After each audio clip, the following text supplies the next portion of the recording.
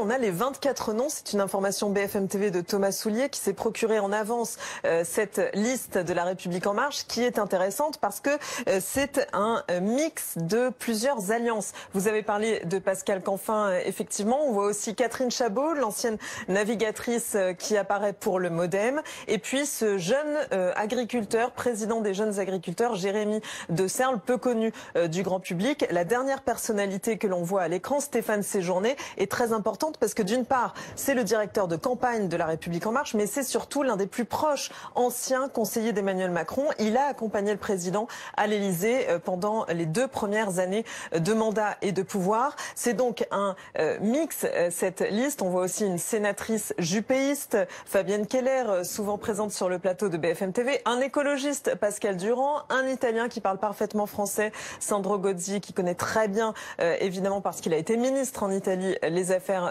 européennes, une viticultrice, un ancien journaliste et puis un autre conseiller, le conseiller d'Édouard Philippe, Gilles Boyer, lui aussi peu connu du grand public, juppéiste et qui donne donc des garanties à Alain Juppé et à ses troupes.